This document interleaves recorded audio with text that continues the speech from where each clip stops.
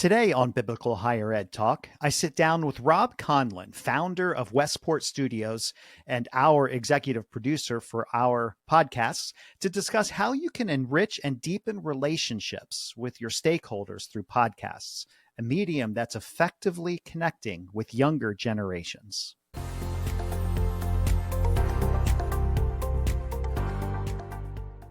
Thank you for tuning in today. I'm your host, Philip Dearborn, president of ABHE, and I have really been looking forward to this episode.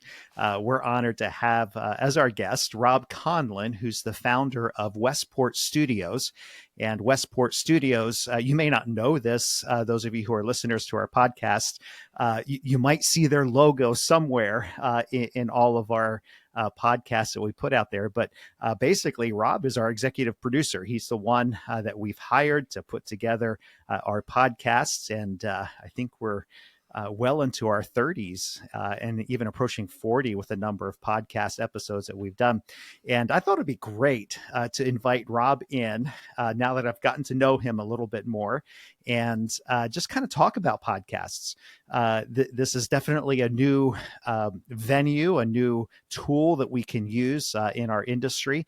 And he definitely knows a lot about podcasts. So I thought it'd be great to bring him in and just kind of have a conversation around that. So Robb, thank you very much for the work that you do first, but also thank you for joining us today.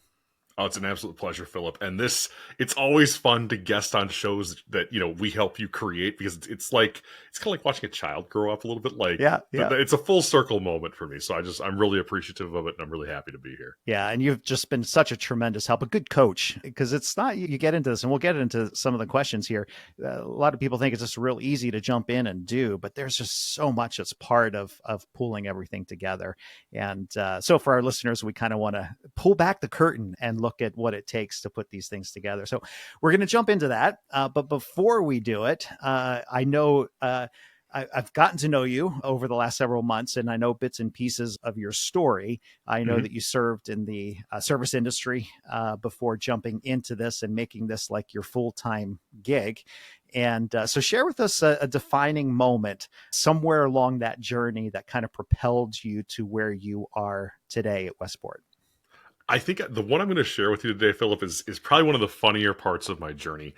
When I got hired at Delta, my interview was taking place at their old office initially. And I go up there all spiffy and dressed up, and I pull on the door, and it's locked. Oh, no. And I'm looking at this building, and I'm going, it says the name of the company. It said, this is the place, this is it. I checked my email on my smartphone, and right at the bottom of that email, it says, hey, we moved to our new office just north of here, a couple miles. And so I jump in my car, and I go 80 in a 45 to get to this interview because I really wanted this job. And I get to the door, and as I am knocking on the door, the instant my hand hits the door, my phone rings, and it's the HR manager. She's like, where are you? Wow. And I said, I'm right at the door because I went to your old office and I'm so sorry. And she says, you know what? Come on in. Let's get you an interview regardless. And that moment of, oh my gosh, this person is giving me a chance, completely shifted the path of my life. It shifted the path of where I go as a business owner and things like that. I go in there and we sit down with the panel interview, and I absolutely knock it out of the park. I give the best interview of my life. And they dismiss me, and I go out there to my car, and I don't break down a little bit, but I'm emotional, and I call my dad. Oh. And I say, Dad, I just had the best interview of my life, and I blew it because I showed up late because I didn't read that it was at the new office. And he goes, that's okay. I'm still proud of you. I'm still proud of everything you've done. Wow. And everything you will do. And so I drive home, and I'm frustrated and everything like that. And the full circle moment here is a couple days later, I get a phone call from the HR manager. She says, you were the best interview we've had ever at this company. Wow. We'd love to offer you the job. I got the job. But it was also at an organization that had such a deep cultural importance around the quality of people that were there. It left an indelible mark on who I am and how I run things now. It's a powerful story. I mean, we're human beings, and so much of the work that we do is relationship, right? A lot of times we make assumptions in when we're meeting people for the first. We have no idea what their Yeah. context is, how their day was, what news they just received. They showed up at the wrong place.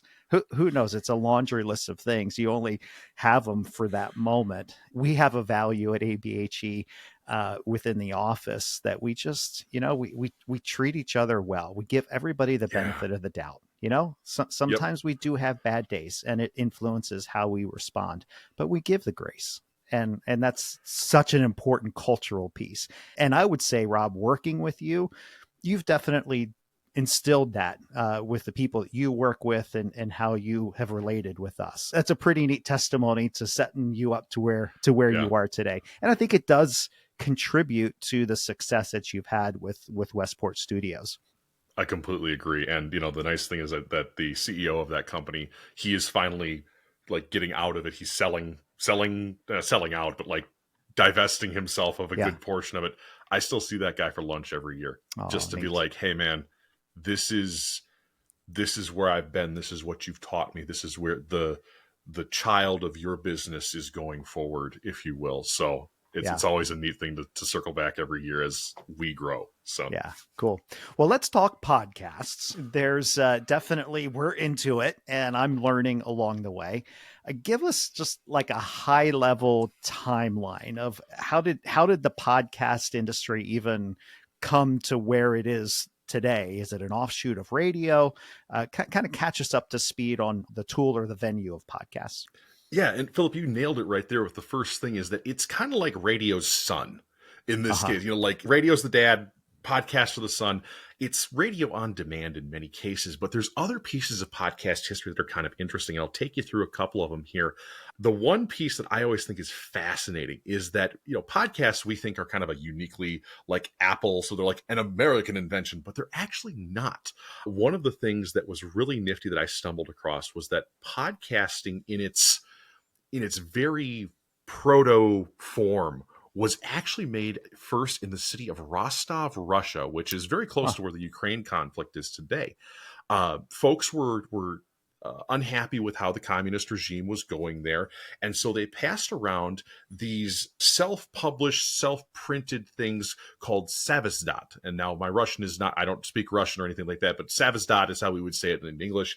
And initially these were books and pamphlets and things like that, but eventually, because it was the late '80s, they got these things on cassette tapes. And Interesting. so you would pass this to somebody who you would like to either come to your next rally or meeting or whatever it might be. Fast forwarding here, Apple Podcast shows up with iTunes in 2005. Joe Rogan starts his show Yep. 2006. Things kind of get a little slow down, and podcasting is kind of weird for the next 10 to 15 years because it's not centrally regulated or anything like that, and it's growing. And then the pandemic hits, Yeah. Yeah. and it was really interesting because everybody, and I thought I was being original at this time, starting my own first podcast, but everybody did that. The interesting thing is that, podcasting had this boom, but now the boom is kind of gone as far as like everybody doing it, but there's still this excellent like niche Yeah. markets thing. And the last piece of the puzzle is that podcast starts have cratered since about 2022, Okay. but the B2B and the niche spaces for niche audiences like your show Yeah. and other shows that we work with here at Westport is generally much better because it's a stronger podcast is surviving longer and is Yeah. generally higher production quality. So that's where we're at today. Yeah. Would Joe Rogan have been probably the first prominent one to kind of put it on everyone's radars, right? Yeah, I would think so. And there's a couple things. NPR has always been tremendous with their Yeah. podcasting, and Yeah. and they invested in that early. So I have to make sure that they get credit for their support of the medium. But with Joe Rogan being like, "Oh, I'm Fear Factor Joe Rogan. Mm-hmm. Let's eat some spiders." Like people were kind of just into that anyway. And again, he doesn't do that necessarily on his show, but he's been here the longest. He is the biggest. Yeah. Podcasting is kind of Joe Rogan's kid too. Yeah. Yeah. And you kind of alluded to this as we look to the future. So and it's fascinating, even your observation of the initial boom of interest, and then it's kind of coming down again. And but where you look for innovation that actually become mainstream is that next up again, and it's almost like it's redefining itself within these niche markets, like biblical higher education, where look, we don't want to have a radio station. We can't afford to do that. Why would we do that? But yet Right. here's a way that we can really reach a very specific audience. So as you project ahead, you're in the industry. What's it look like 5 years, 10 years, 15? Is it going to continue to refine itself? Do you see it dropping off totally? What do you see? I think you're going to see a shift away from audio only, which is what a lot of folks have done for the past few years, which is great. But what's something we started last summer? I said, hey guys, let's go video first, because Huh. video is the new way of doing things. Well, the nice thing is that we finally got that dialed in on our end here. But what I think a lot of folks need to realize is that yes, audio, iTunes, Spotify, they have tremendous capabilities for niche audiences. You can type in, I want a podcast about prayer. I want a Mm-hmm. podcast about, there's one that's really good out there.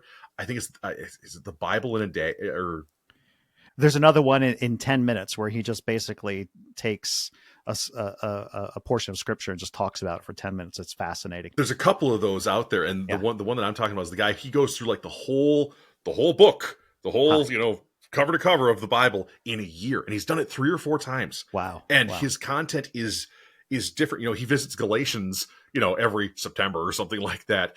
And it's a different take. And that kind of stuff is really cool, especially in audio, because you can listen to it on your commute. Yeah. But at the same time, for somebody like him to watch somebody preach, basically, Mm-hmm. I Mm-hmm. think there's a lot of benefit to that. And the other part of that too is that YouTube is the king of search engines these days. And having video accessible on that, so that somebody can type in anything from a hobby to whatever it might be, to say, hey, I want to learn about this, Mm-hmm. it's there and they can Yeah. see it. And that's certainly your business, even though there's been this decline, especially for you over this past year. You've added quite a number of clients, of customers. Right. Yes. Yeah. Yeah. We've been very fortunate that we've worked with, and part of this is also being able to refine show concepts of like, Yeah. this will work, this will have trouble, things like that.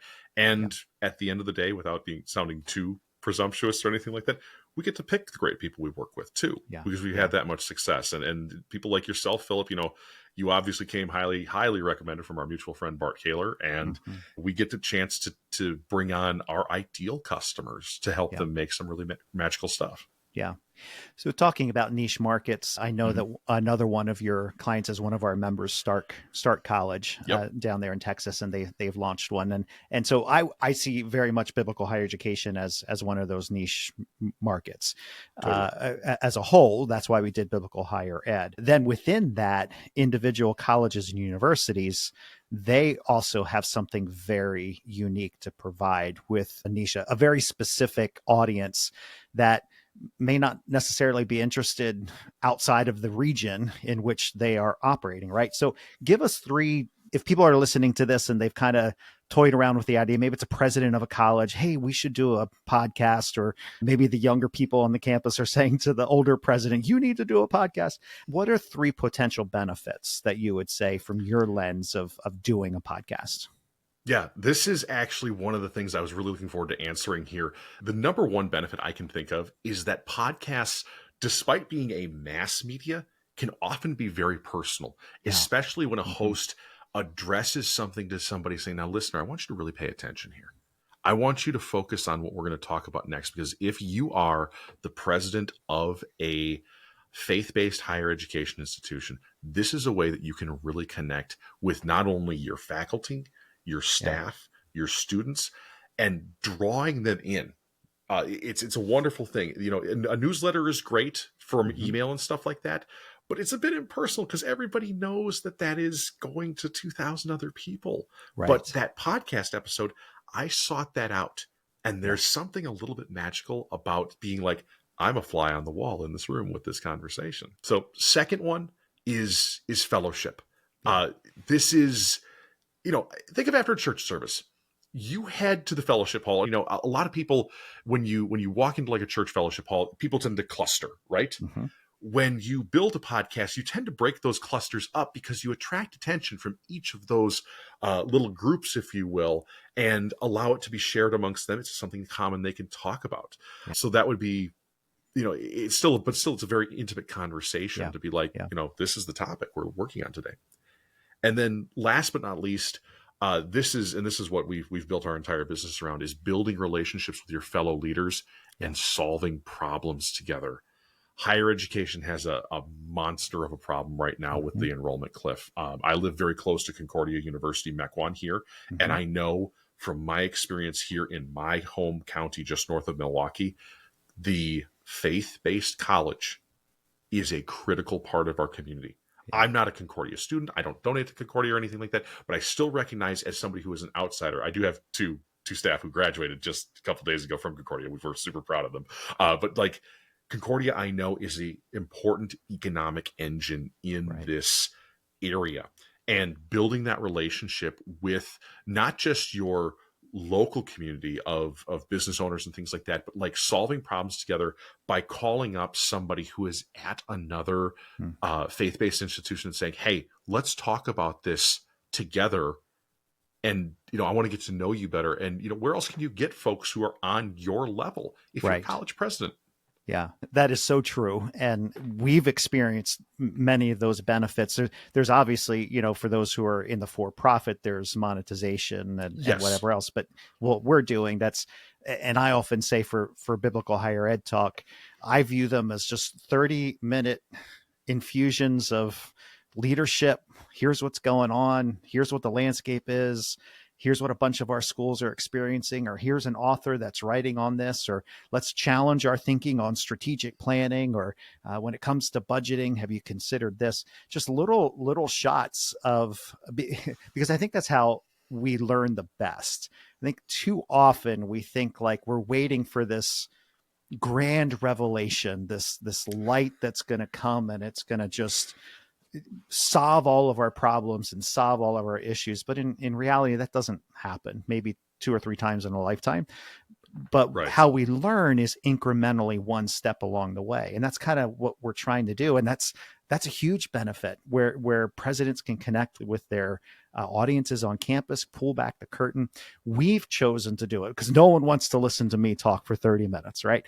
What we've chosen to do is bring in guests, right? So I try to identify who are some of the experts in the field, but it can take all kinds of different forms, right? Right. And the neat part about that too is that there's some great examples out there. Your show, The Higher Ed Marketer, we're kind of going upwards in the funnel here. Biblical Higher Ed Talk, very centered, small niche, deep niche. You can talk about that stuff all day. You go up one level like Bart Kaler and Troy Singer's show, The Higher Ed Marketer. Instead of 400 schools, we're talking 4,000 schools. You go up even another level and you can talk, there's bits and pieces from those things that can be pushed into and down the funnel further. And the one thing I love about my job of being a producer of shows from higher ed, from the trades, sometimes finance, things like that, is to your point about getting pieces of the solution. I get like a buffet every day of a little bit of learning from all sorts of industries, and I love it. And that's what you can do for your shows as well. And they don't have to all be, Philip talks to Rob. That's cool. Great example of this. This is Purdue. Purdue's podcast is awesome. They interview influential alumni. And some of these people are like ultra winning basketball coaches or tech founders or all these things. And they spend 40 minutes or so just telling their story, super high production value. But like, that's an expensive thing to do. I can tell you that. But at the same time, you can still have those conversations at a lesser production level somewhat, where you don't have, 3 people whose only job it is to make the podcast on that. But at the same time, it's the other conversations could be, we talked about the Bible in a day earlier. That is one man with a good book. And he's like half of the episodes or half of every episode is just him reading it. Right. Like, and so, and people get inspiration from that. So there's Yeah. plenty of different formats. And I would encourage folks that if they're looking to do this with their organization, whether it's their school or something else in their life, there's plenty of different formats to experiment with. Go out and find other shows you like and pick and steal those components that you love. Yeah. The other thing I really like about it too is it's evergreen, because there's some great tools where you can track listeners. And what we see is, the episode that we launched in October, I think it was first week of October, it's still getting listened to. So as people find out about it, they can go back and pick and choose, or they can start episode 1 and work their way forward. So the content that you're producing, and this is where radio, when it's a live experience, it's live and gone. Now, probably you can record it these days, but the idea of the podcast is or you can do series, or you can there's just so much flexibility for how you can actually leverage it. Right. I had a customer who just did a mini series on the death of like the Google cookie and stuff like that. And that's such a narrow, like deep high tech thing. Yeah. But it was really interesting how and again, not throwing shade at anybody, but they were saying, Google is trying to be the source for information about people. And that's good and bad. Yeah. So super in-depth conversations sometimes, and miniseries and roadmaps for content are always tremendous in spaces like this. Yeah. Yeah. We may have a president who's listening now and has had somebody on their campus, or maybe they've had an idea of wanting to step into this podcast world. Share with us just a couple mistakes that you see people take, that they're interested in it, and you're like, ooh, make sure you avoid doing that. What are some of those mistakes? My number one comes from a long time ago. I did a little tiny sponsorship with a guy who's a comedian on LinkedIn, and he had the best tagline for us at the time. It was, hey, call up Westport Studios, podcasts that don't sound like they're made by interns. And my piece of advice there is that much like social media has evolved into something that you can entrust a young and capable person with it. Yeah. But it's not something you just say, oh, hey, Billy over there manages our Twitter account, and we just let him do whatever he wants. Yeah. That's number one, is treating this like social media was treated maybe like 2013 or 2014. Yeah. That would be the first big one. The format, and this is something you do exceptionally well, my friend, is that you get into the meat of your show as fast as you possibly can. Folks open up their shows with, so, Philip, tell me about yourself. And that is such a wide give open people rails. Yeah.